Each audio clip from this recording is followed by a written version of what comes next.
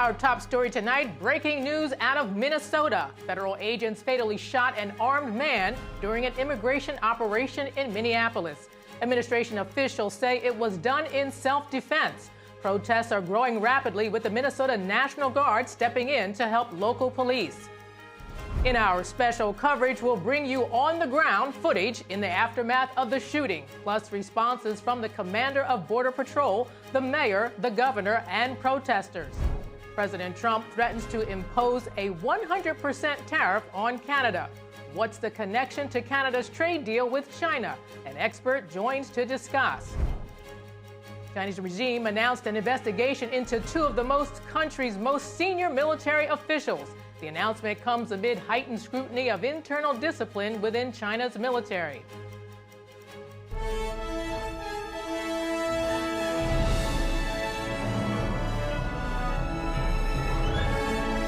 This is NTD Evening News, live from our global headquarters in New York City. Thank you for joining us tonight. I'm Arlene Richards. Mayhem in Minnesota over immigration enforcement again.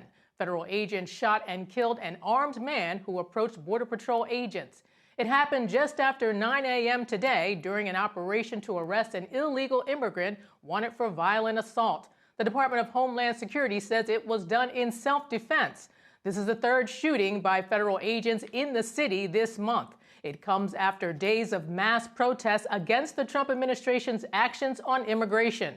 The mayor of Minneapolis says the agents are acting with impunity. The state's governor, Tim Walz, is calling on President Trump to remove ICE from the city and let the state investigate the shooting.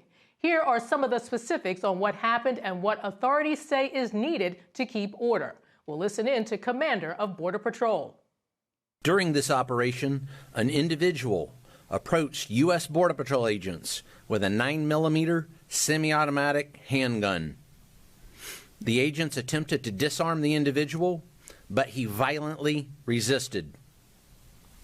Fearing for his life and the lives and safety of fellow officers, a Border Patrol agent fired defensive shots. Medics on the scene immediately delivered medical aid to the subject, but the subject was pronounced dead at the scene.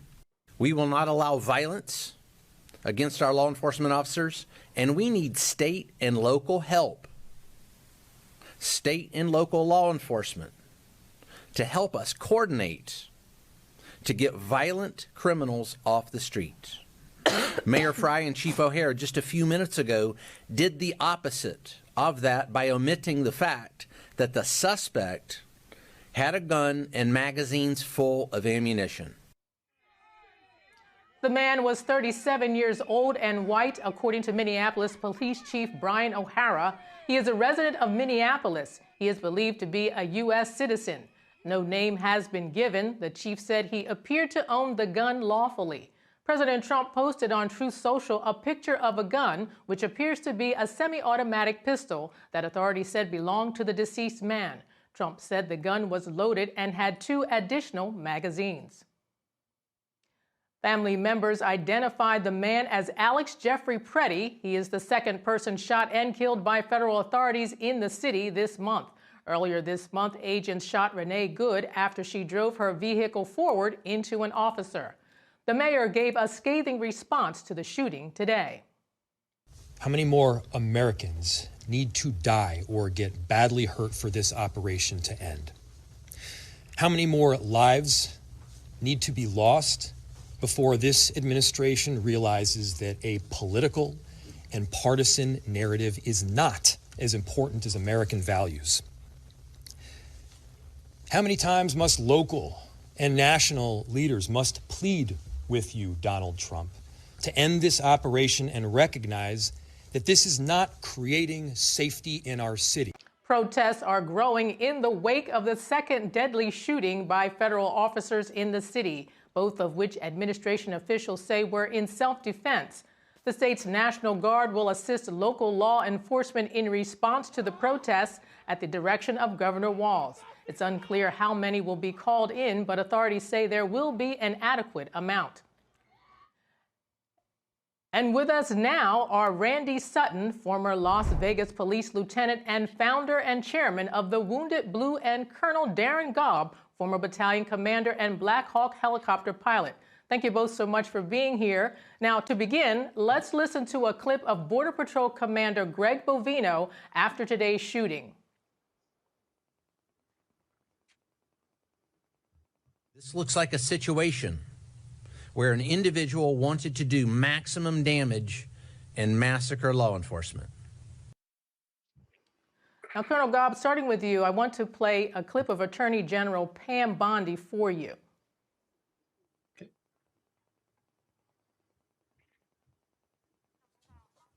Okay, so do you agree with Attorney General that sanctuary policies are to blame for this unrest?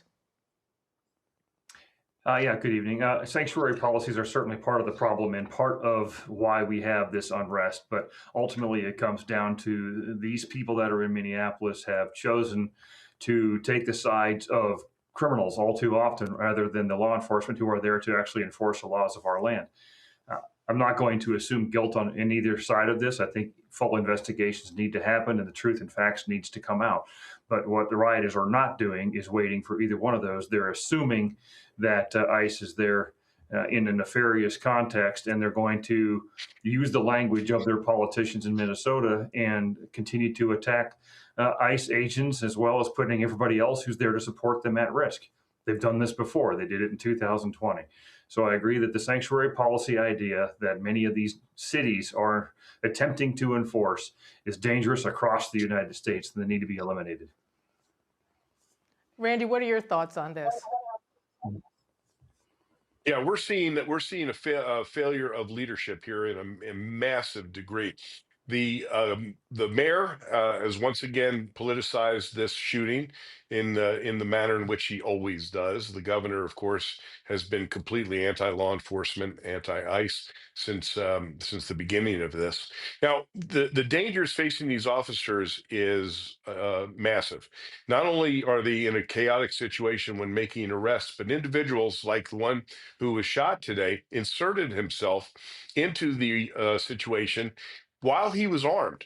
Let's be real here. If you're going to insert yourself and you're going to be armed during a confrontation with law enforcement, the chances of you getting shot are pretty damn good.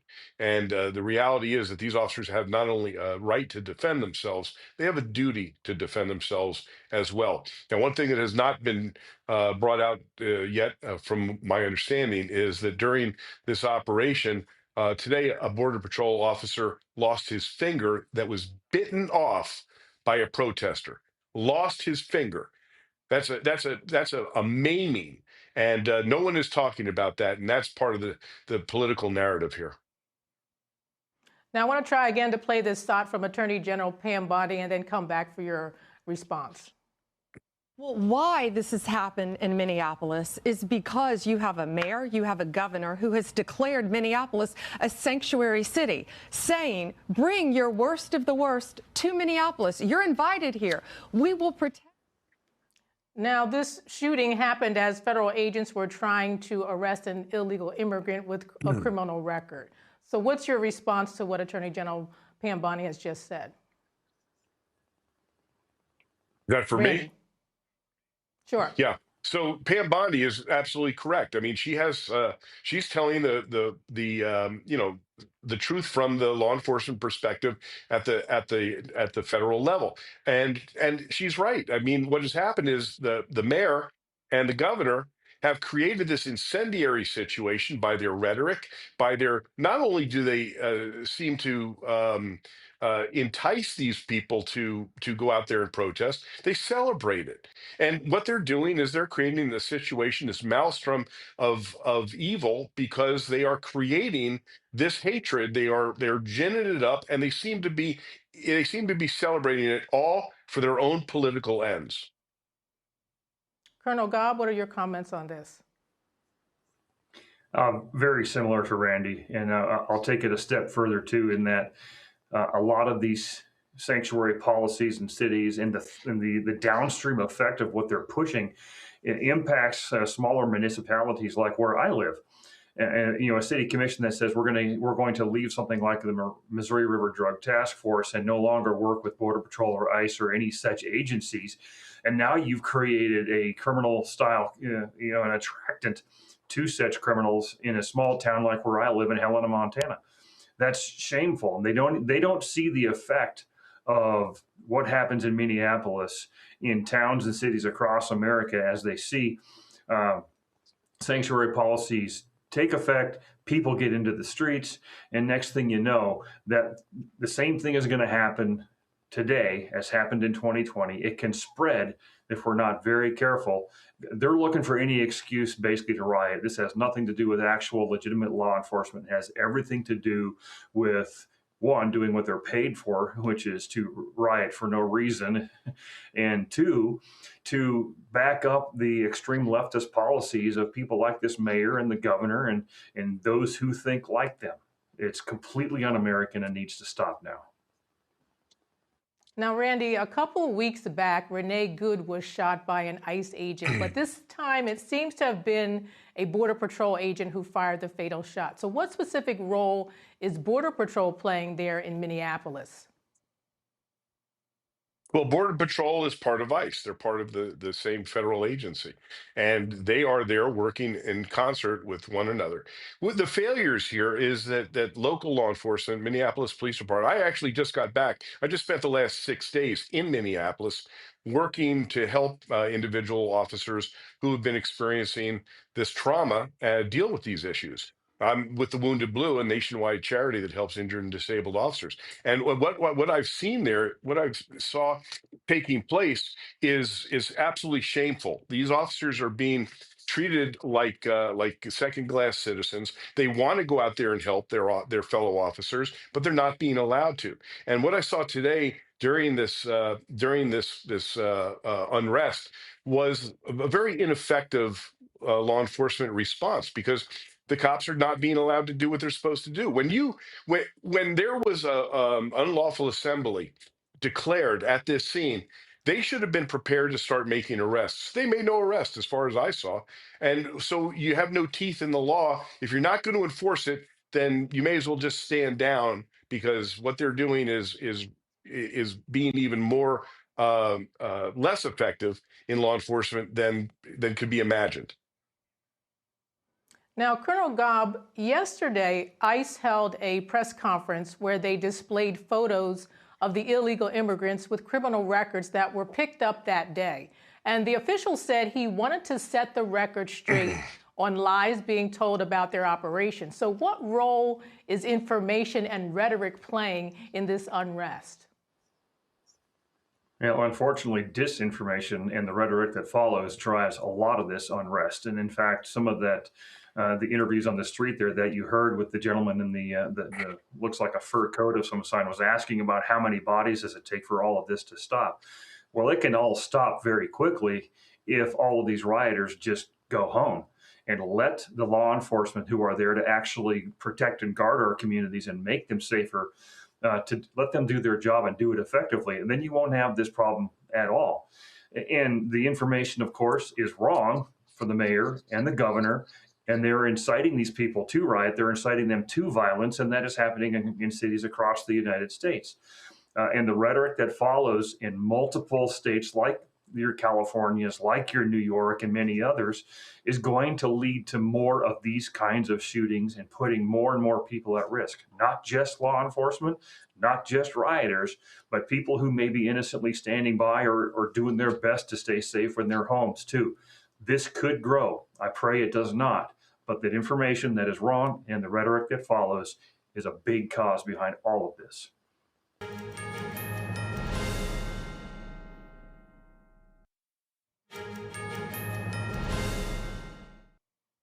Welcome back. As reports about the shooting in Minneapolis continue to come in, U.S. Border Patrol Commander Greg Bovino described the incident in a briefing today.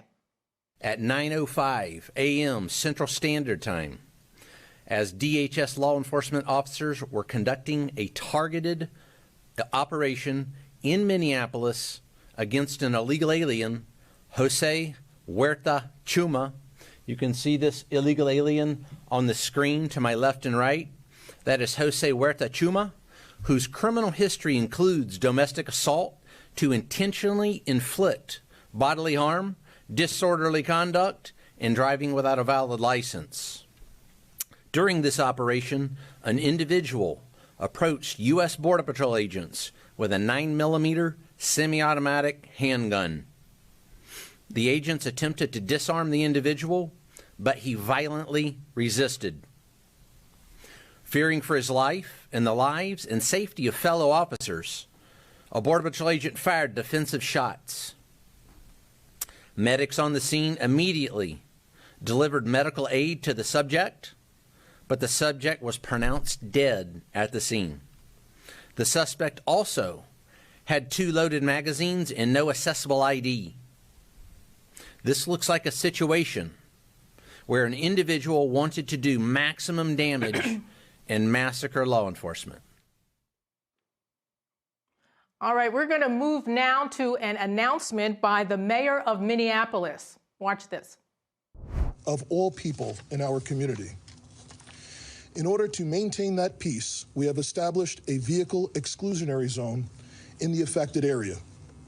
That zone has allowed traffic to be safely managed and has significantly reduced the risk of escalation, ensuring access for emergency vehicles, for residents of the area, and for lawful, peaceful demonstrations. This zone will be maintained by uniformed police officers of the Minneapolis Police Department, working alongside members of the Minnesota National Guard. National Guard members will be wearing fluorescent yellow safety traffic vests and will be working alongside uniformed Minneapolis police. In addition to the Minnesota State Patrol and Hennepin County Sheriff's Office that assisted at the scene, the St. Paul Police, Ramsey County Sheriff's Office, and numerous Hennepin County suburban police departments are assisting with answering 911 calls in the city of Minneapolis today. The loss of human life, yet again, is a tragedy. We pray all people can recognize that, and we extend our condolences, as the mayor has said, to the loved ones of the deceased. To the people of our city, we understand that the pressure has been building for weeks. We understand the hurt and frustration that this causes. But again, if you choose to come out, if you choose to demonstrate, peacefully assemble, do so lawfully, and understand that the men and women in this uniform standing here tonight are committed first and foremost to protecting the lives of every single person in this city. We will continue to monitor the situation and provide updates as needed. Senator. Thank you. Thank you, Mayor. Thank you, Chief, for your strong leadership during this crisis. I'm joined today by Senator Smith, as well as Representatives McCollum and Morrison, and joining us in a statement are Representatives Craig and Omar. Our message is really clear and straightforward. We need ICE out of Minnesota. They are not making us more safe. As the tragic killing this morning, as people saw it viscerally on that video, shows us they are making us less safe. With 3,000 agents, which of course includes border control, outnumbering the sworn police officers in Minneapolis and St. Paul by 3-to-1, and even larger than the 10 metropolitan police departments, this is completely out of whack, completely out of balance, and now 3 people have been shot, 2 resulting in death. 1, Renee Good, mother of 3, and now Alex Preddy, a 37-year-old Minneapolis man, a citizen, also a nurse. They both have families that love them very much. This city has been under siege. And I want to make something clear. As the mayor and the police chief are doing their job for this city, it's not just the cities. It's not just Minneapolis and St. Paul, as you'll hear from the members of Congress. It is the suburbs where kids have been lured in and abducted. It is small towns all across our state, rural areas. This has gone way beyond some stated purpose of the fraud investigation or apprehending violent offenders. That's not what this is about anymore when you have 3,000 agents, overwhelming sworn police officers. I took part in that peaceful and powerful march yesterday, all those peaceful people. And then we wake up this morning to this horror. As members of Congress, we are calling on this administration to get ICE out of our towns. All right, we've just been listening to an announcement by the mayor of Minneapolis, as well as senators of Minnesota and some representatives who are also speaking out about this shooting today. The mayor calling for a protest to be peaceful, saying that they will continue to monitor the situation. Both sides, the senators and representatives, as well as the mayor, have said that they're a little upset about this. But now we're going to go to Secretary Kristi Noem of Homeland Security. Our law enforcement are doing everything that they can to protect the public. We're praying for this deceased loved one's family and friends, but we also recognize that the Minnesota governor and the Minneapolis mayor need to take a long, hard look in the mirror. They need to evaluate their rhetoric, their conversations, and their encouragement of such violence against our citizens and our law enforcement officers. I'll remind you that Governor Walz today in his press conference said that our officers were not even law enforcement, which is a lie. He's called them the Gestapo. He's encouraged residents and citizens and violent rioters to resist. He's doxed their identities, putting themselves and their families' lives in jeopardy. He's refused to turn over murderers to federal law enforcement officers. He's protected illegal criminals and protected them from being brought to justice, and even overseen a historic, unprecedented theft of American taxpayer dollars. Tens of billions of dollars were stolen under his watch, and he allowed it to happen, and in some instances may have even facilitated it. In other cities and states across the country, we don't see this happen. Local, state, and officials work with us to make sure that we're making their streets safer. I'll point to the city of Memphis, which is where there is a Democrat mayor in place. He worked with us and our federal law enforcement officers, and we saw murder rates drop by 50% because of that partnership. We've seen historic lows in the criminal acts that have happened in that city. We've had the same amount of law enforcement officers there, but a very different result because of the leadership in place. Last week, ICE did over 2,000 different operations, and we saw people be brought to justice and the American people made safer because of that work. We don't have this problem in Texas or in Florida because those individuals in those states work with us, and they make sure that they keep peace and calm while they bring criminals to justice. In Minneapolis, Governor Walz and Mayor Frey, they instead choose violence. They instead choose to encourage the destruction of their city and the crime against their people. It appears that they want this lawlessness to continue. It appears that they want chaos to distract from the theft and the fraud and the corruption of their city. I'll remind you that this city has been corrupt for years with what we've seen with people that have been stealing taxpayer money, all under the leadership of Governor Walz and Mayor Frey. I'm asking for all the authorities in Minneapolis and the leaders to work with us. And there are two things that we have repeatedly asked the governor and the mayor to do. Number one, all we want them to do is that when they are going to release a dangerous criminal from their jails, turn them over to us so we can get them out of this country as soon as possible. Since we have been back in the White House with President Trump's leadership, they have released over 490 criminals onto their streets rather than allow us to get them out of the country to keep families safe. The second thing that we have asked the governor and the mayor to do is to help us keep people safe.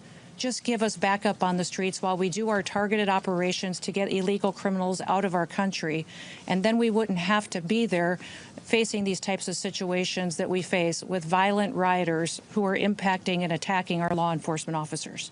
That's all. Those are the two requests that we've asked of them.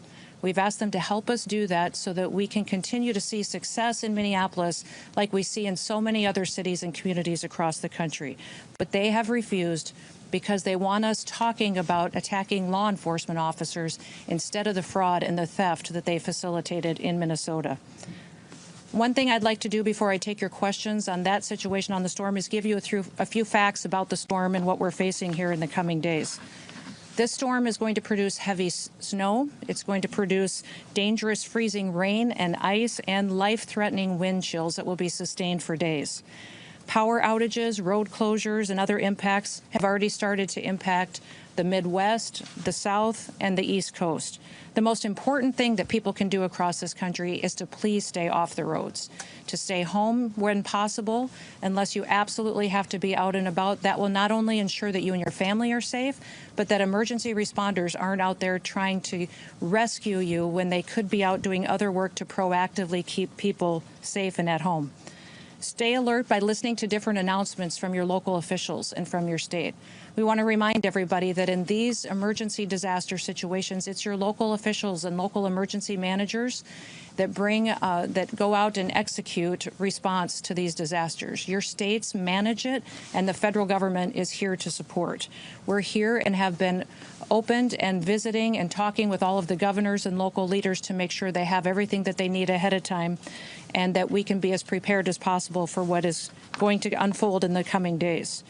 I want you to make sure that you get the chance to visit the website ready.gov to see recommendations and advice for how you can protect your family and be prepared for the storm that is coming. We have 17 different states and the District of Columbia that have already declared states of emergency. President Trump has already approved emergency declarations at the federal level for these following states: for South Carolina, the Commonwealth of Virginia, Tennessee, Georgia, North Carolina, Maryland, Arkansas, Kentucky, Louisiana, Mississippi, Indiana, and West Virginia. I'm sure there will be more coming, and we are turning those around immediately to make sure that states have the resources from the federal government that they've requested. I have spoken several times on conference calls, but also called personally governors and local leaders to facilitate the partnership that we need to help keep this federal response streamlined with their state responses. The Department of Homeland Security, FEMA, CISA, our cybersecurity team focused on the electrical grid and our critical infrastructure, the Coast Guard and our other federal partners are all embedded in state operations centers across the country. Governors remain in the lead on these responses, and we are continuously talking to them to see what they need to continue to take care of their citizens and make sure that people are safe.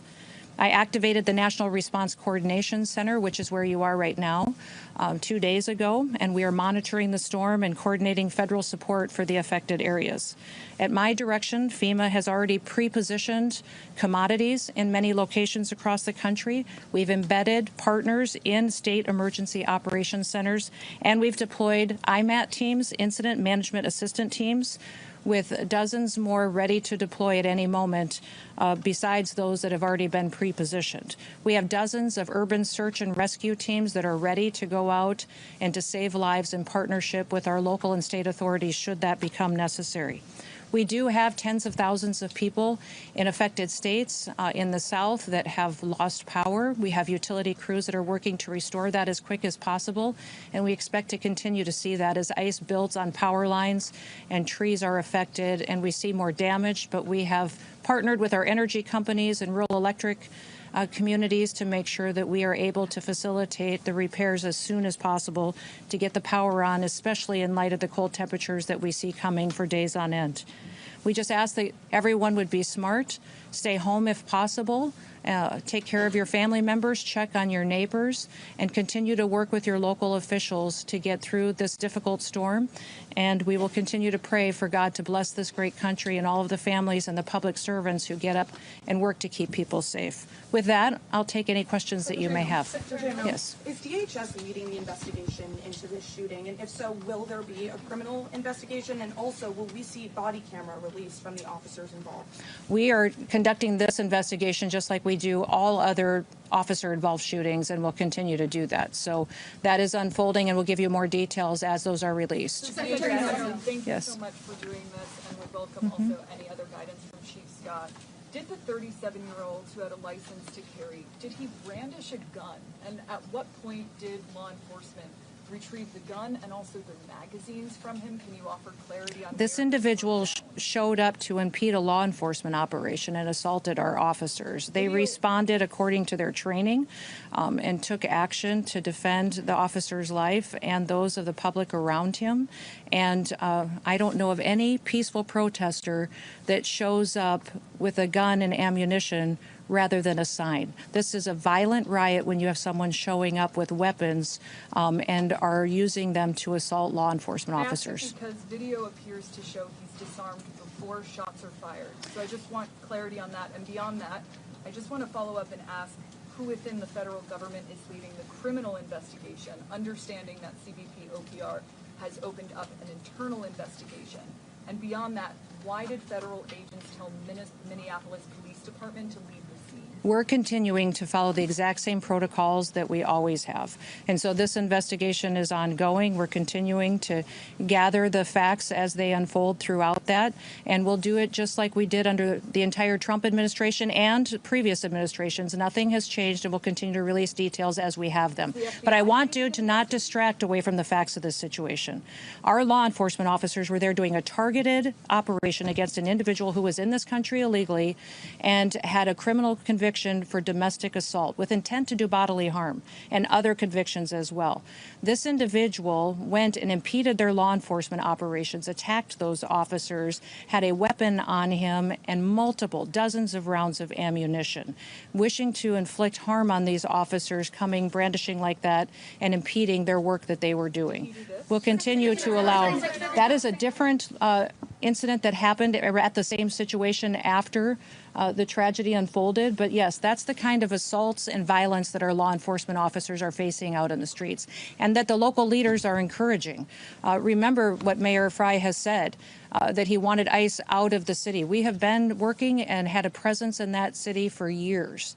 We are there to enforce the law and to make sure that the public is safe. Just since we have been there, we have arrested thousands of individuals that have criminal convictions and are in this country illegally and gotten them off the streets of Minneapolis. The two things that we've asked the mayor and the governor for is that they would partner with us, and before they let somebody dangerous out of their jails, that they would let us know so we can deport them out of our country. I do not know why they continue to choose the side of lawbreakers, criminals, murderers, and rapists over the citizens of Minneapolis. And this situation that we have today is a tragedy that we don't have to have. We have it because we have a mayor and a governor who encourage this violence and encourage this type of rioting. And remember, these are the individuals that were in charge when Minneapolis burned in 2020. They facilitated it, they encouraged it, and they saw the destruction, and we all watched the destruction of that city back then. It doesn't have to happen again. It appears that they're following the same playbook, and the reason that they're doing it is to distract from the corruption that they have facilitated in fraud and theft from the American taxpayers. Tens of billions of dollars they have been funneled into criminal pockets and stolen from vulnerable people that needed these programs to take care of their children, to go out and provide services to individuals that were developmentally disabled, people that needed programs that the federal government has to take care of those that are less fortunate and need it. And instead, Governor Walz and Mayor Frey allowed that kind of theft to continue, and now they want to perpetuate violence against our law enforcement officers to cover it up. Secretary, yes.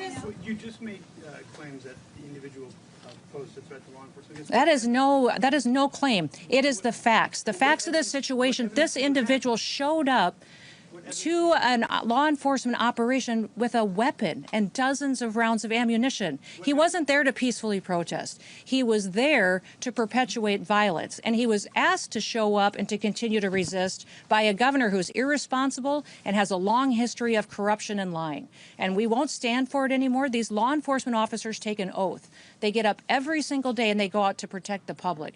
Many of these individuals live in their communities. And this mayor and this governor have doxed them. They have allowed people to threaten them and their families and expose their identities in order to instill fear and violence. And that's not what America is about. We're going to continue to tell the truth about Minnesota, Minneapolis, what happened here, the theft over the last many years that these leaders have facilitated. And we're going to continue to do our work to get to the bottom of the investigations. And the one question you should be asking is the mayor, the governor, and the attorney general have all confirmed that they have been subpoenaed to come in front of a criminal federal grand jury. So they are covering up and are being in a part of a system where they are going to be brought to justice for anything that they had to do with this investigation. They have confirmed they've been subpoenaed, and they will be in front of a grand jury to get that criminal investigation unfolding and to disclose the kind of fraud that they have allowed to happen.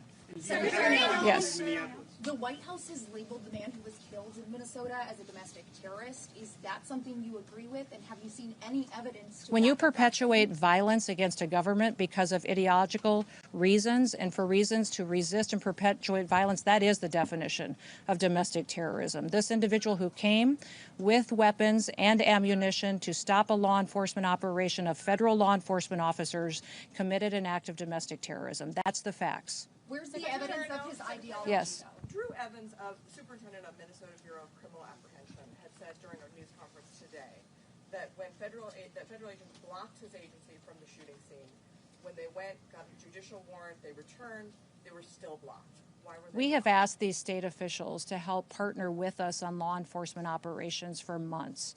Ever since President Trump came into the White House, we've asked them for their partnership to stand alongside of us so we could do targeted operations against criminal illegal aliens and to help us make their streets safer. They have refused over and over and over again, and they have perpetuated a narrative that is absolutely false. And our federal law enforcement officers will continue to do their work, and they'll do that to make America safe again. Secretary? Yes.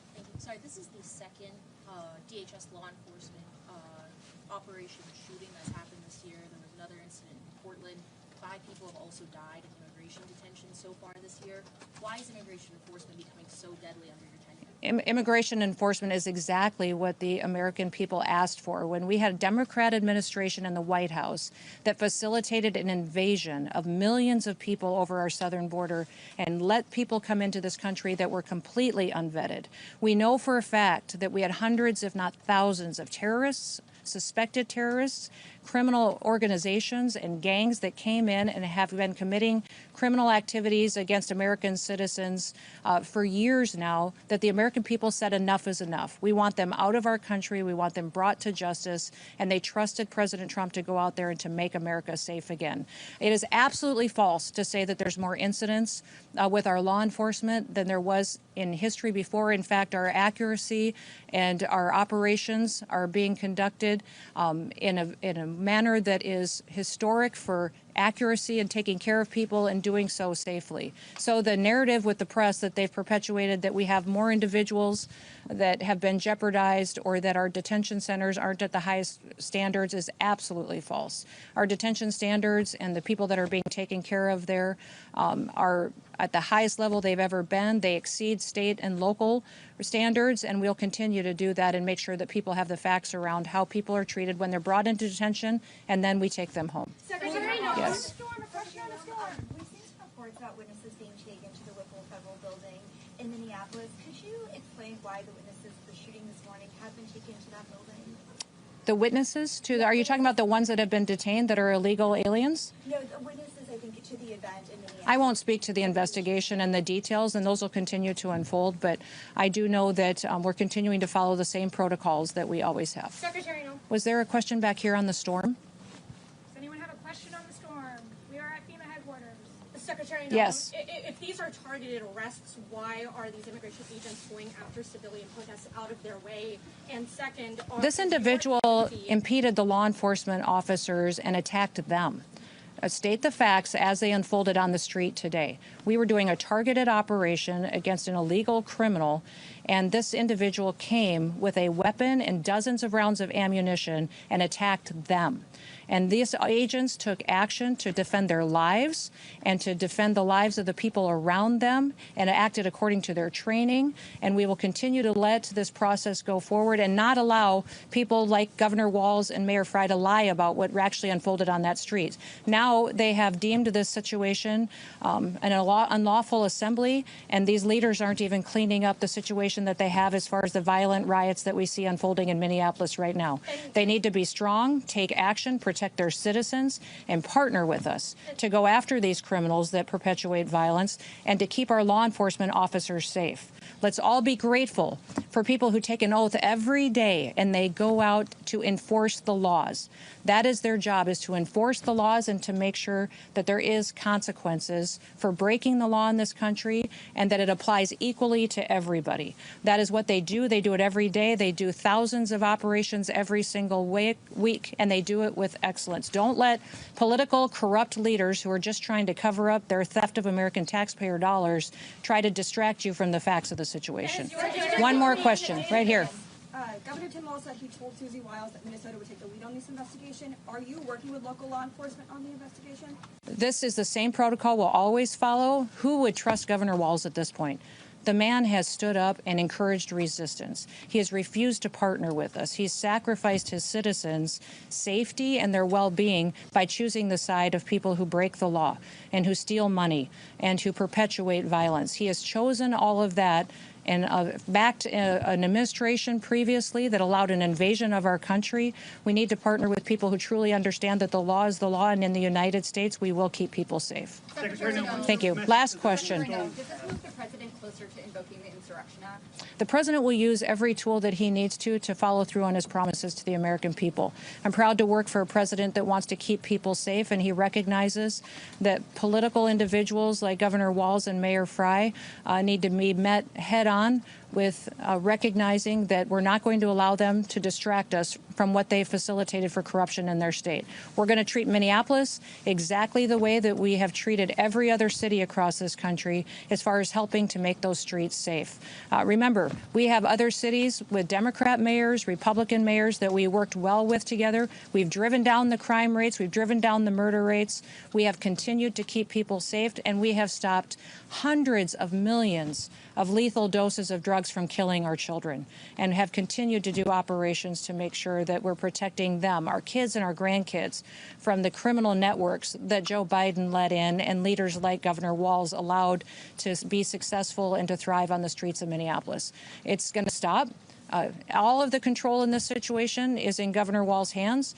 Partner with us on, before you release a murderer out onto the streets, give them to us so we can get them out of our country. We are focused specifically on child pedophiles and sexual assault and trafficking rings in Minneapolis, have brought dozens and dozens of them to justice. Why is he protecting them and refusing to work with us? All he has to do is, before you let somebody out of your jail onto the streets, is give them to us so we can get them out of our country. The second thing is just keep people safe.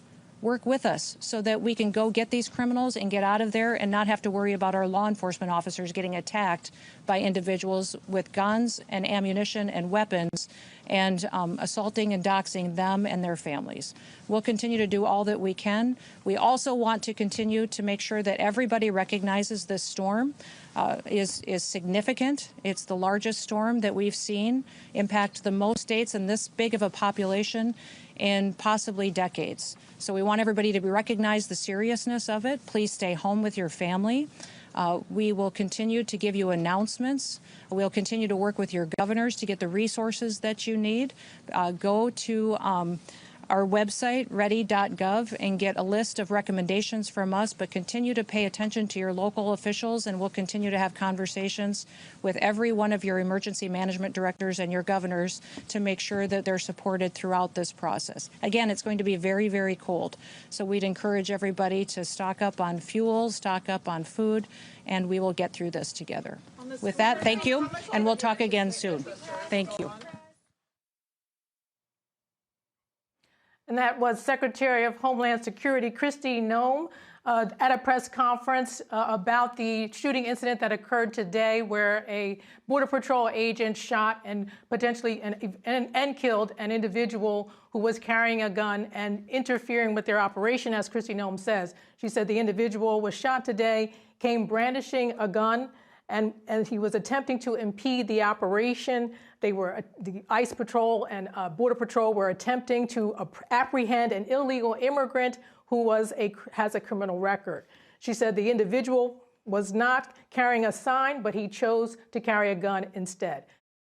Joining us now is Simon Hankinson, Senior Research Fellow for the Border Security and Immigration Center at the Heritage Foundation, and Ammon Blair, a Senior Fellow at the Texas Public Policy Foundation.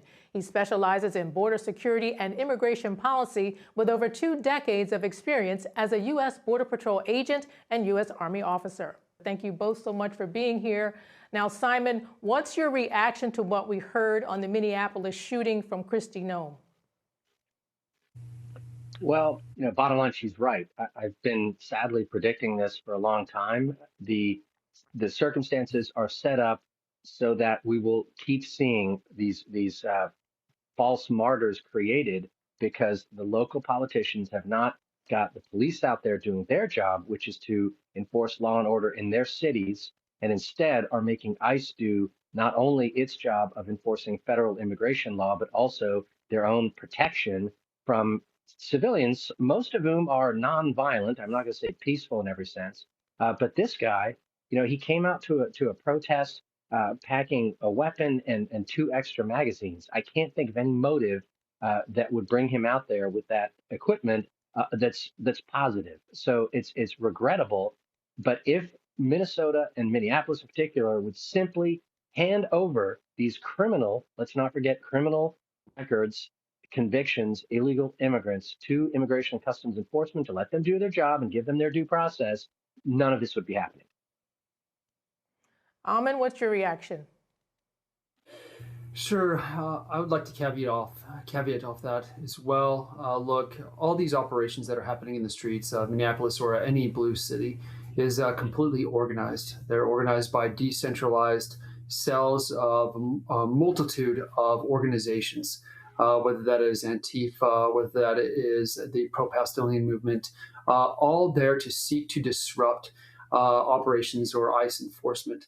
Their whole goal is to force ICE to either to leave the area, to cede control of the situation, or to act exactly what we just saw here. Look, our ICE officers, our Border Patrol, are not trained to the level with which they are expected to perform now in these blue cities. And so this operation that happens now inside this blue city could have been prevented as well if the Department of Justice and other 3-letter agencies actually went after and networked all those that are currently operating in our streets against ICE, disrupted these operations, made sure that they could not be funded, and just completely dismantled this entire insurrection that's happening in our streets, as well as bifurcating the process and actually going into red states and working with red state local officials, as well as sheriff's departments, conducting ICE operations there and targeting operations, as opposed to the continuous focus on blue cities. Now, Simon, Border Patrol says an investigation into the shooting is ongoing. So from what we know so far, was the agent likely justified in using force here? Well, here's what I'll say on that. We are all, instantly armchair experts. As soon as one of these events happens, there's multiple people on Twitter saying, it was absolutely, defensible because the guy was attacked and it was self-defense, or they'll say this innocent person was just walking down the street and was shot by these vicious guards. All of that is a distraction, really, from the big picture. The big picture is that the left in this country, which includes most of the Democratic Party at this point, unfortunately, and it sure didn't 30 years ago, simply doesn't want immigration law enforced. And they're trying to nullify that law in one city, Minneapolis, as Ammon says, through the use of a lot of dark money and a lot of organized groups. If they can win in Minneapolis and stop the federal government from enforcing federal law that was passed with bipartisan votes, back in 1996 and 86 and 1951, then they will have achieved a victory. They can carry that on to other sanctuary cities, sanctuary states. Then they simply wait out this administration until they can open up the borders again. So this is a crucial strategic battle. And now everybody's focused on this shooting. It's sad. It's a tragedy when anyone loses their life for any reason. And they will eventually get to the bottom of it, just like they did with Renee Good. And they will have an answer about, whether the officer at this particular time, this particular place, did exactly the right thing. But that is, that's a confusion that's taking our eyes off the big picture, which is far more important. Now, Amin, from what you know so far, was this a self-defense here? 100%. Look, this is all staged. All of this, every action that's in our streets right now has been staged by these organizations. They create what is known as either a dilemma action, where the Marxists use to force ICE to either cede, once again, control, or to act in a way that would actually allow the ICE agitators or those that are rioting to use as propaganda for their tools to conduct their operations throughout the rest of the United States. Look, just like what was said earlier, this is a complete strategic battlefield. They are completely muddying the waters between what a citizen is, what an illegal alien is, whether that's through rhetoric from illegal alien to undocumented non-citizen to migrant to newcomer. And now that they're here in the United States, Tim Walz and other governors are stating that they are members of the community, that they are our neighbors, that they are us. So whenever ICE or Border Patrol goes and conducts immigration enforcement, they'll show these images of family and also children, claim that they are just here to better their lives. And so they use this as propaganda to force exactly what was just stated earlier, to completely eradicate the whole idea and concept of citizenship through the entity known as ICE, who conducts the immigration enforcement at the front line.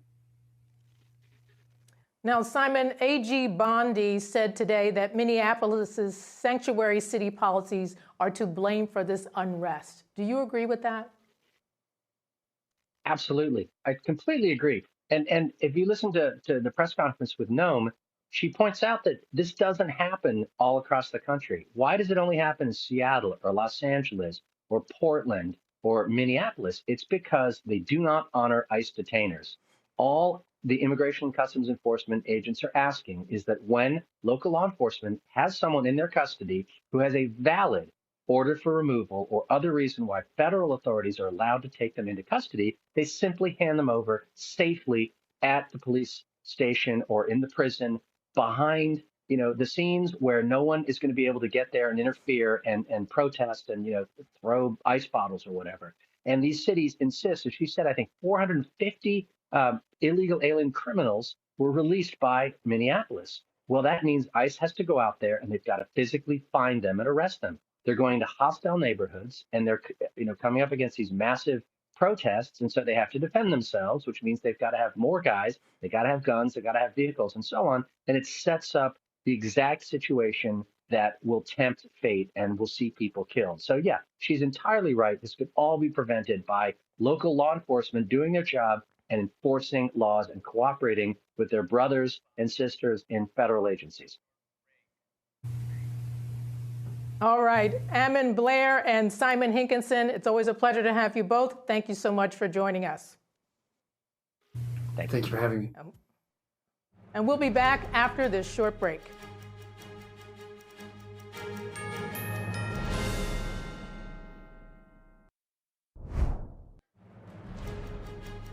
Our top story tonight, breaking news out of Minnesota. Federal agents fatally shot an armed man during an immigration operation in Minneapolis. Administration officials say it was done in self-defense. Protests are growing rapidly with the Minnesota National Guard stepping in to help local police. In our special coverage, we'll bring you on-the-ground footage in the aftermath of the shooting, plus responses from the commander of Border Patrol, the mayor, the governor, and protesters. President Trump threatens to impose a 100% tariff on Canada. What's the connection to Canada's trade deal with China? An expert joins to discuss.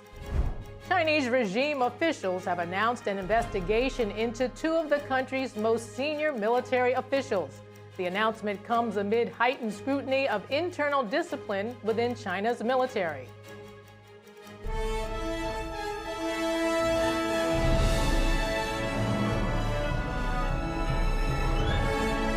This is NTD Evening News, live from our global headquarters in New York City.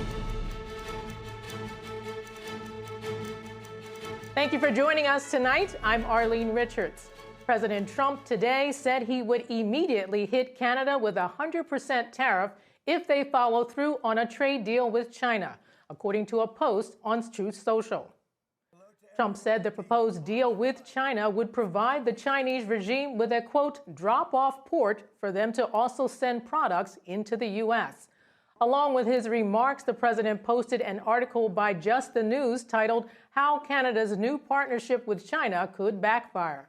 The post comes just days after Canadian Prime Minister Mark Carney leveled criticism at the U.S. during his speech at the World Economic Forum. And in China, regime authorities have announced an investigation into two of the country's most senior military officials. That's according to a statement today from China's Defense Ministry. The statement said the two officials are, quote, suspected of serious violations of discipline and law, and that authorities have decided to file a case for review and investigations into both of them. The Defense Ministry did not provide further details about the nature of the alleged violations. Welcome back. As reports about the shooting in Minneapolis continue to come in, U.S. Border Patrol Commander Greg Bovino described the incident in a briefing today. At 9:05 a.m. Central Standard Time, as DHS law enforcement officers were conducting a targeted operation in Minneapolis against an illegal alien, Jose Huerta Chuma. You can see this illegal alien on the screen to my left and right. That is Jose Huerta Chuma, whose criminal history includes domestic assault to intentionally inflict bodily harm, disorderly conduct, and driving without a valid license. During this operation, an individual approached U.S. Border Patrol agents with a 9mm semi-automatic handgun. The agents attempted to disarm the individual, but he violently resisted. Fearing for his life and the lives and safety of fellow officers, a Border Patrol agent fired defensive shots. Medics on the scene immediately delivered medical aid to the subject, but the subject was pronounced dead at the scene. The suspect also had 2 loaded magazines and no accessible ID. This looks like a situation where an individual wanted to do maximum damage and massacre law enforcement. Then, about 200 rioters arrived at the scene and began to obstruct and assault law enforcement. Crowd control measures have been deployed for the safety of the public and law enforcement. This situation is evolving, and more information is forthcoming. The officer was highly trained and had been serving as a Border Patrol agent for 8 years. The officer has extensive training as a range safety officer and less lethal officer. We will not allow violence against our law enforcement officers, and we need state and local help, state and local law enforcement, to help us coordinate to get violent criminals off the street. I want to reiterate what President Donald Trump, Secretary Kristi Noem, myself, Director Marcos Charles, and so many others have said time and again. If you obstruct a law enforcement officer or assault a law enforcement officer, you are in violation of the law and will be arrested. This situation, again, is evolving.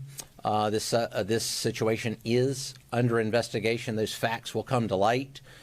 And with us now is Thomas Speciale, former senior advisor to the DNI on counterintelligence and security, and former senior intelligence collection strategist for domestic extremism at the National Counterterrorism Center.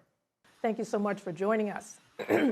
Now, listening to the Border Patrol commander just now, how would you describe the type of environment and situation federal agents are facing in Minneapolis? Well, this is a situation that we've been watching evolve over the last several years.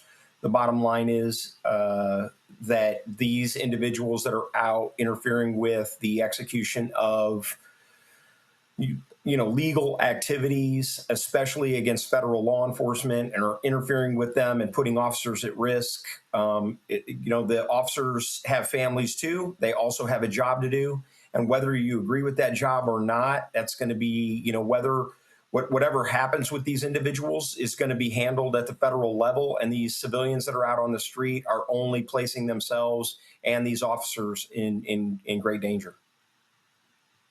Now, Thomas, Attorney General Pam Bondi today suggested these anti-ICE protests are highly organized. Do you agree, and what do we do, or what do we know about it? I absolutely agree with it, but I think that it's actually more than it being organized it is deliberately disorganized to a great extent, because that makes it much more difficult to prosecute organizations for carrying out these disruptive activities. And they know that, so they know not to. They know how to avoid any criminal conspiracy type charges. Many of these Americans are just really concerned Americans who are ignorant of the law, and they're able to be easily manipulated by social media to get out and interfere with federal law enforcement or law enforcement of any kind. We've got to really take a close look at this issue with law enforcement going back all the way to the BLM riots, where they were advocating for the mass murder of policemen in the street or taking over federal buildings. These are the same people. I really do think I've spent the last several years looking very closely at the Insurrection Act. I do think that we're reaching a point where if the government if Minneapolis cannot handle this situation internally with their own resources, that the federal government, the president, is going to have to invoke the Insurrection Act. And, if you go to my website, there's a link that takes you to the Lawfare website. And there's a great laydown of the actual Insurrection Act and what it means. And it goes back, many, many, many decades. It's been invoked over 30 times, and it's almost universally been invoked in situations like this. In this particular case, there's three categories for the invocation of the Insurrection Act.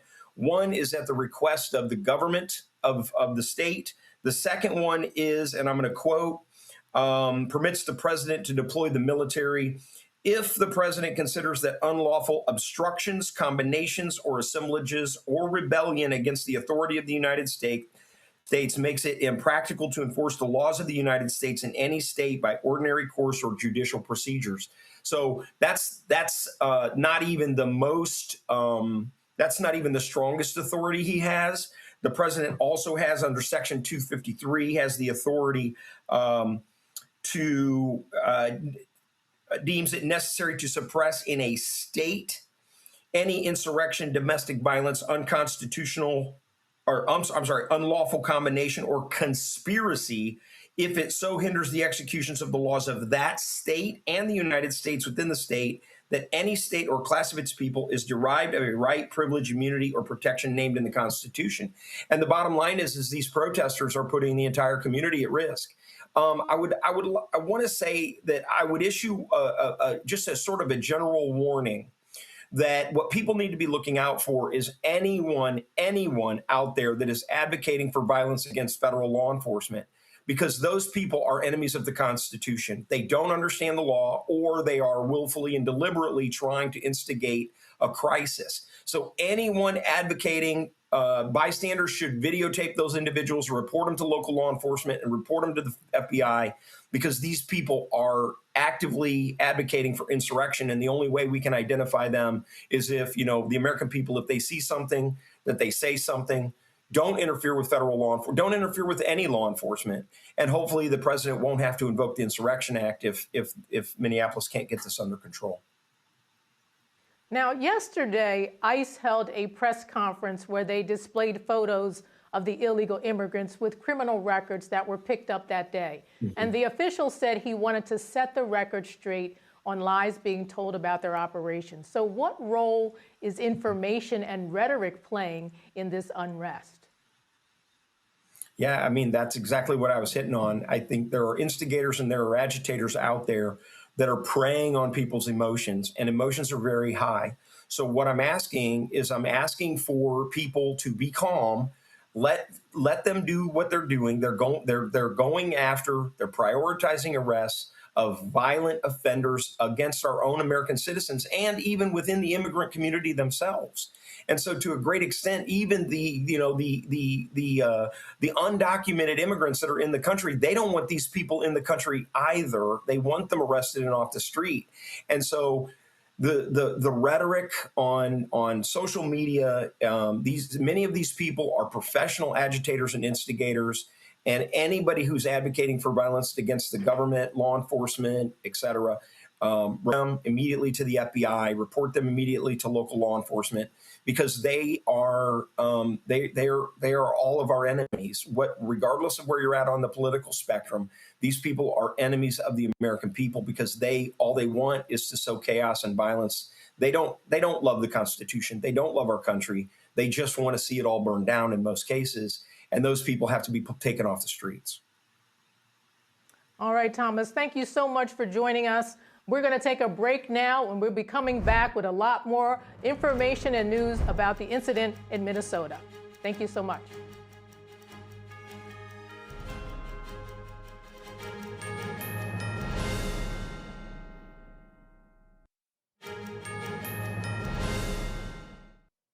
President Trump today said he would immediately hit Canada with a 100% tariff if they follow through on a trade deal with China, according to a post on Truth Social. Trump said the proposed deal with China would provide the Chinese regime with, quote, drop-off port for them to also send products into the U.S., along with his remarks. The president posted an article by Just the News titled, How Canada's New Partnership with China Could Backfire. The post comes just days after Canadian Prime Minister Mark Carney leveled criticism at the U.S. during his speech at the World Economic Forum. And in China, regime authorities have announced an investigation into two of the country's most senior military officials. That's according to a statement today from China's Defense Ministry. The statement said the two officials are, quote, suspected of serious violations of discipline and law, and that authorities have decided to file a case for review and investigations into both of them. The Defense Ministry did not provide further details about the nature of the alleged violations. President Trump this morning posted a strong threat to Canadian Prime Minister Mark Carney that he would impose a 100% tariff in response to Carney's recent moves toward building a relationship with the Chinese Communist Party. Trump warns that a deal with China would turn Canada into a drop-off port for sending Chinese goods into the U.S., something Trump says would ultimately destroy Canada's way of life.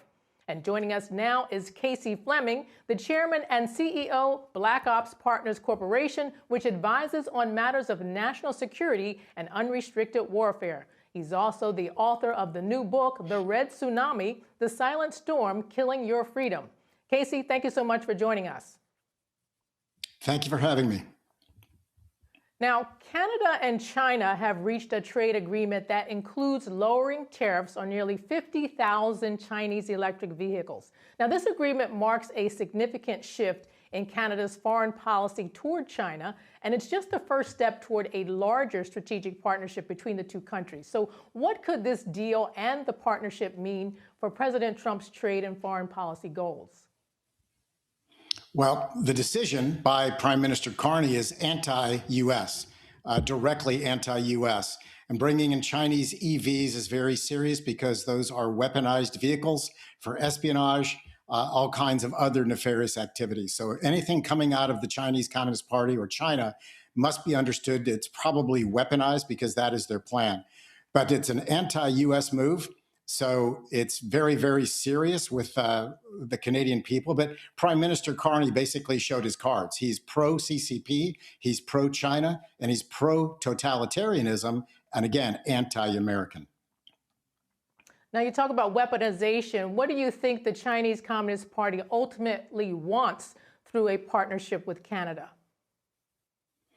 Well, they want to control Canada. Ultimately, they want to control Canada, surround Canada for ultimate takeover of the United States. Their main strategy for 27 years has been unrestricted warfare to weaken the United States and our partners, our allied partners from within. So it kills our ability to fight or our will to fight. So surrounding the United States is very, very strong for them, that they have the hearts and minds of the Canadians to be pro-CCP. At least that's their plan. And then also to have other bases, support, so on over time in Canada, which surrounds the United States. Now, President Trump is threatening this 100% tariff against all Canadian goods. And he's concerned that China is just using Canada to push the Chinese goods into the U.S. So how easy or difficult would it be for Trump to go through with this high tariff? For example, would he have to consider potential impacts to Americans? To a degree, but we don't source much of our trade from Canada. There are certain items that we source, but not the spectrum. So yes, there is a threat that he'll ship products, or they will ship products into the United States, but that will be controlled to a large degree. It's not going to be wholesale, not to the scale that the CCP needs, because Canada, we've got port issues, we've got security issues that are all managed pretty well.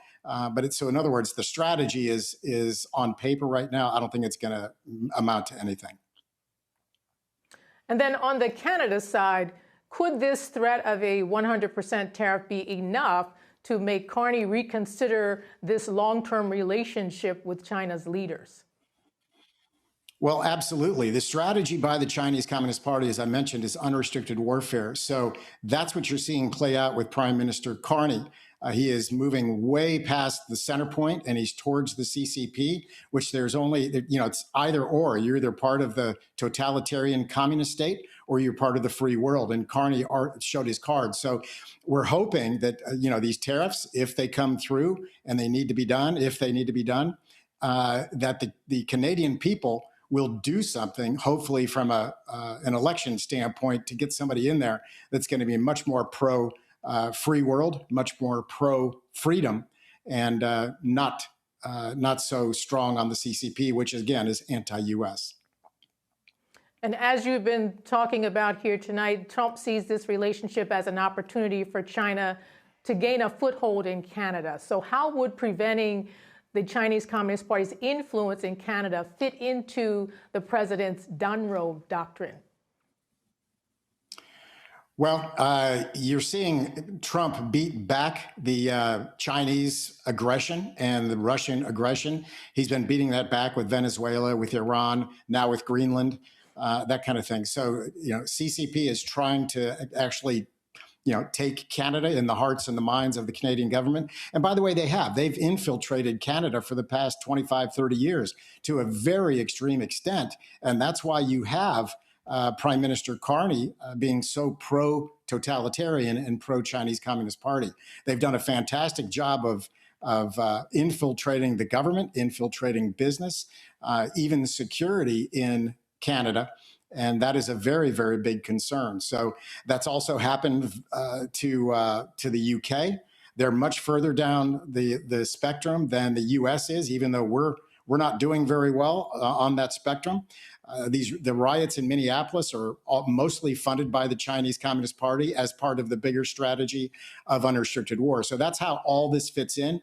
All this chaos that you're seeing is part of unrestricted warfare strategy by China, the grand puppeteer. Underneath them, Russia, Iran, Pakistan, North Korea, Venezuela, drug cartels, and underneath Iran, you've got the terrorist organization. So all this is by design, and Trump is beating that back because for the past 2+ decades, China and Russia have been unfettered and unchecked by our administrations and the free world. Now, you said that China has been infiltrating Canada for years now, but this willingness to partner with China, for some people, they say marks a significant shift in Canada's foreign policy. So how could a new relationship with China impact Canadians' values like freedom of religion and belief? And as we know, China is known for targeting and suppressing these kinds of rights in its own country as well as transnationally. Well, it crosses the line, even up to the line before Carney made his decision to partner with the CCP. Even before that, we had extreme censorship of freedom of speech in Canada, not to mention UK, Australia, as well as somewhat in the US. But that is the crackdown for that is, like I said, it's unrestricted warfare. And this, they've moved much further down the spectrum towards totalitarianism. But you can absolutely count on it. Anything that holds free society together, families, fathers at the head of the family, religion, the economy, free speech, all these different rights that all the free countries do enjoy and we enjoy with our Constitution are all in jeopardy, immediate jeopardy, with our brothers and sisters to the north. All right, Casey Fleming, always a pleasure to have you, and thank you so much for joining us. My pleasure. From a framework deal on Greenland to the launching of the Board of Peace, the actions of the Trump administration have played a significant role in global security. NTD's Daniel Monahan has your White House week in review. President Trump was in Davos, Switzerland for the World Economic Forum. The president criticized Europe for what he called unchecked mass migration and economic policies, saying the continent has changed beyond recognition. And I love Europe, and I want to see Europe go good, but it's not heading in the right direction. While in Davos, Trump announced that a framework for a deal to secure Greenland was in place. The fact is, no nation or group of nations is in any position to be able to secure Greenland other than the United States. We're a great power, much greater than people even understand. We will have everything we want. We're getting everything we want at no cost. NATO Secretary General Mark Rutte said Wednesday Trump was right to worry about Arctic security.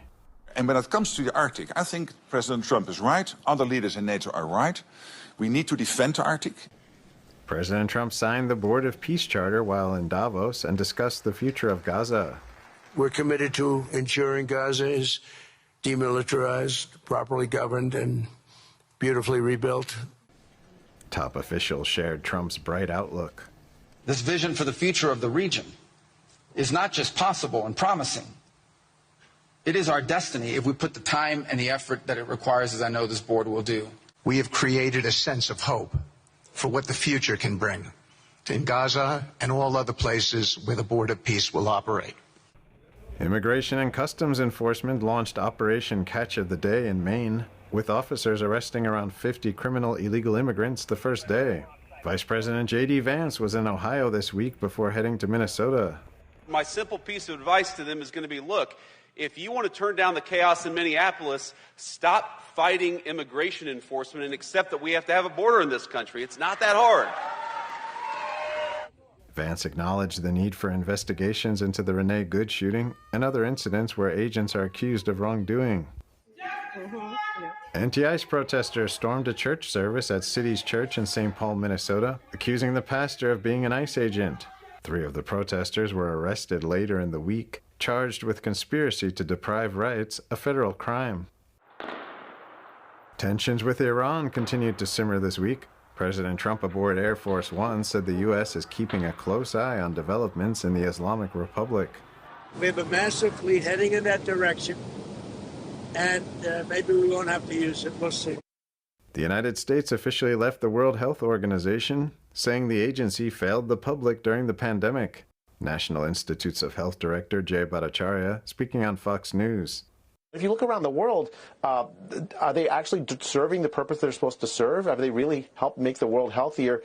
Is U.S. participation in this organization going to make Americans healthier? I think we all know the answer to that question. The answer is absolutely not. Murders dropped by over 20% in 2025 compared with the previous year, marking the largest single-year decline ever recorded. That's according to a study released Thursday by the Council on Criminal Justice. And the Trump administration announced this week that aborted human fetal tissue can no longer be used in research funded by the National Institutes of Health. Daniel Monahan, NTD News. House lawmakers this week averted a government shutdown and rejected a Democrat-led effort to curtail President Trump's authority to take action in Venezuela. The votes happened alongside high-profile hearings probing Minnesota fraud and Jack Smith's efforts to prosecute President Trump. NTD's Melina Weisskopf has this week's takeaways from Capitol Hill. Lawmakers racing the clock once again to avoid a partial government shutdown. On Thursday, the House overwhelmingly approved the last package of spending bills. Republicans will have finally replaced the last of any Biden-era spending levels with Trump-era spending levels and policies. We've spent less, we've saved more taxpayer dollars, we've codified efforts to remove waste and fraud and abuse. Several Democrats bucked party leadership, joining Republicans to fund the DHS against a backdrop of leftist ICE protests. Now the Senate needs to approve the funds before a January 30th deadline. Republicans also banded together to tank a Democrat-led effort to block Trump from taking military action in Venezuela. The people who we serve with in Congress ought to grow a spine and stand up for the American people and the war powers that rest with the Congress and the American people. Republicans called the issue moot since there are no troops currently in Venezuela defending the administration's Maduro capture. There is nobody at war, no forces in hostilities in Venezuela. It would be like them calling me today to take a pie out of the oven that we all ate a month ago. In the House Oversight Committee, lawmakers from both sides of the aisle voted to hold contempt of Congress proceedings against Bill and Hillary Clinton. The two have refused to comply with investigations into the late convicted sex offender Jeffrey Epstein. No one's accused Bill Clinton of any wrongdoing, but we have a lot of questions. The resolutions now move to the full House for a vote. In the Judiciary Committee, former DOJ Special Counsel Jack Smith was in the hot seat. Democrats have been going after President Trump for 10 years, for a decade, and the country should never, ever forget what they did. We observed legal requirements and took actions based on the facts and the law. I made my decisions without regard to President Trump's political association. Mr. Smith, you mishandled documents, pressured defense lawyers, and dumped a massive trove of so-called evidence right before the election, and you did it to sway voters. That's why you did it. Republicans grilled the former special counsel over his request to surveil several lawmakers' phone records. In a separate hearing, lawmakers invited independent journalist Nick Shirley to further testify on the billion-dollar fraud scheme in Minnesota. Since my reporting, the HHS department froze over $185 million, and to this day, not a single business has been able to prove proof of legitimacy. Minnesota's Governor Tim Walz has insisted that his office has spent years cracking down on fraudsters, but investigators say the fraud could have been actively covered up from within the government. They started investigating you, is that right? Yes, we were interviewed by an outside firm for a report given to the Office of Legislative Auditor. A separate committee that oversees public health opened an investigation this week into alleged Medicaid fraud in Minnesota. If state officials don't comply, lawmakers warn Medicaid funds will be withheld from the state. And we've got more coming up on the unrest in Minneapolis after this break. Stay tuned.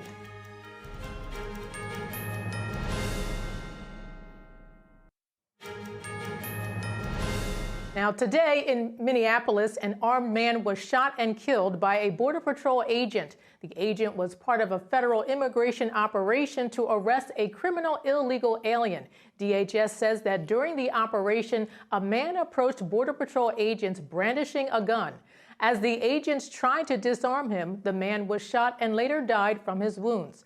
And with us now are Republican strategist and political columnist Angie Wong and Democratic strategist and former Obama regional campaign director Robin Biro. So let's talk about what's happened in Minnesota just to begin with. So can you start us off, Robin? Yeah, so earlier today, there was a 37-year-old nurse, a VA nurse, who was recording ICE in their efforts to capture some illegal immigrants, but he was recording them with his phone. They engaged in what looked to be a confrontation. At that point, I think they noticed that he had a 9mm fire round, which ended up having 2 clips in it, which he does. I want to make clear here, I'm a veteran myself. I have a concealed carry permit. I carry firearms for my safety. I believe in the Second Amendment. He also legally was licensed to carry that firearm, but they did disarm him. And at that point, somehow he got upset about them disarming him or attempting to disarm him. They ended up in a confrontation. They ended up on the ground. 5 border agents, or excuse me, ICE agents were on top of him in a dog pile. And then from the video that I saw, it looked like he was shot about 5 times. And it's a horrible tragedy. It should never have come to that. And there's more questions than answers right now. I'm trying to reserve judgment until we have more information. But I want to point out that Kristi Noem said just this week that there will be some mistakes. They're not going to get it right 100% of the time. And I think, at the end of the day, this may be a mistake. I know they're defending the actions of these agents right now today, but I think we need more information. Now, Angie, what's your reaction to the shooting and what Homeland Security Secretary Kristi Noem said earlier today? Yes, and I was watching the side-by-side press conferences between Kristi Noem as well as another press conference going on at the same time with the Minnesota leaders, and they had very conflicting messages. What I'm seeing, and I agree with Robin, this is not only about politics. Someone died today. That should never have happened. That was an awful, awful tragedy. But the politics is what is on display as of just the last couple of hours with these press conferences. One side wants law enforcement, while the other side does not want law enforcement in Minnesota. There is no middle ground here. You either want a border or you don't want a border. You either want to have illegals in our country or you don't want to have illegals in our country. I think that is what's happening right now in the freezing cold streets of Minnesota, and you're just not going to have a resolution there. So, I definitely urge everyone there to just stop fighting ICE, except that we need to have a border in order to have a country. That way we can prevent all these violence that we're seeing. And it is a tragedy that a man had to die for this. But, Kristi Noem did say that this was all by the books, that this man had allegedly had a gun and that ICE agents were protecting themselves because he might have used his gun. But we're going to learn to find out more. I have seen the videos. It is just complete tragedy. It is. Now, Robin, Governor Walz chose not to deploy the National Guard to help quell this unrest. But after the shooting, he did. So was that a mistake? Now that I'm not sure. What he's saying is that it was certainly, I believe in states' rights. That's one thing that I appreciate about the Republican Party is that they always stand up for states' rights. So obviously he has a right to govern as they see fit, but what they don't have a right to do is ignore federal orders regarding sanctuary cities. So that's where the rub is. That's the problem there. I don't have any problem with this gentleman today who was standing on the sidelines recording with his phone. But from there, things got way out of control, way out of hand. I just want to say there's a protest right here in my city today. I considered going, but I did not because of the fear for my safety. I'm a single parent. I've got sole custody of my 2 kids. Everything falls on me. Be careful with how you proceed to these things. Be clear with your intent. If you're going to protest ICE, go with a sign. Don't go with a weapon. Don't go with aggression. Have a message. Do it lawfully. Try not to antagonize law enforcement. I mean, these are the rules that we need to be saying. We always try to do training to say this is the proper way to protest to keep you out of trouble and out of harm's way. We need to do more of that on both sides of the political aisle to avoid tragedies like this. Now, Angie, this is the second deadly shooting in a matter of weeks. Do you expect the administration to change its approach after today's incident? I think Kristi Noem said it earlier, which is you're going to see more and more of these incidents. And I know Amy Klobuchar also said it today in the press conference that this is not going to be just one incident. We're going to see more of this. And that's where I think Robin's right. You go in being a protester, not an agitator. Don't go around following ICE agents with your camera phone trying to, disrupt their operation. When all these agents piled on top of this man, That's not good. When you have all these cops, law enforcement coming at you, you stop. You don't, resist arrest. So I think, these are the steps that they've gone way too far. I'm really curious at this point whether or not the Minnesota leaders are now taunting the Trump administration to bring on the Insurrection Act. It seems like everything they're doing is pushing President Trump to do so. Tim Walz wants to bring on the National Guard, but guess what? If President Trump federalizes the National Guard, well, then he has control over it. So this is clearly some sort of federal versus local war being played out. And it's just unfortunate that Minnesotans have to be in the middle of all of this. Now, Robin, President Trump is asking where local law enforcement was and why it isn't protecting the federal agents. So should they and local officials not be supporting ICE to enforce federal law? In a perfect world, there would be coordination. There certainly has been in other cities across the country where ICE has been deployed. They're not just deployed to Minneapolis, Minnesota right now. We have serious border problems, for example, in Texas, in Florida, and in California. Those are much bigger states. There are bigger problems to tackle right there. So they're looking to start with something more manageable. In Minnesota, there's 92,000 immigrants that are there illegally by estimates. So I understand why they chose that. And it just, like I said, in a perfect world, they would have cooperation, but it's not going to go anyone's way when they're both fighting with one another and doing this tit for tat back and forth thing. There has to be some kind of coordination if we're going to have an effective operation there. And safe one. All right, Angie, final thoughts. How do you see this all playing out? Well, the Pentagon's readying 1,500 troops right now. I'm talking about National Guard, ready to go into Minnesota. This doesn't end tonight. Already the NBA has canceled one of its games tonight because they fear the safety of Minnesotans and travelers going to the game. This is going to be the hotbed for the next days, weeks, maybe months of these ICE protests. There's a fundamental disagreement between the two sides. One wants law enforcement while the other doesn't. I don't know if you get to choose that in this country. I think you have to follow the law and you can't just be selective about it. So I really do hope that there is a successful end to all this. But believe me, the agitators are really enjoying this moment and they're getting a lot of media for what's been happening on the ground there. Angie Wong and Robin Byro, thank you so much for joining us. Just a few minutes ago, Secretary Kristi Noem commented on the Minneapolis shooting. At 9:05 a.m. Central Time, the Department of Homeland Security law enforcement officials and officers were conducting targeted operations in Minneapolis against an illegal alien whose criminal history included domestic assault with intentionally inflicting bodily harm, disorderly conduct, and driving without a valid license. An individual approached U.S. Border Patrol officers with a 9mm semi-automatic handgun. The officers attempted to disarm this individual, but the armed suspect reacted violently. Fearing for his life and for the lives of his fellow officers around him, an agent fired defensive shots. Medics were on the scene immediately and attempted to deliver medical aid to the subject, but he was pronounced dead at the scene.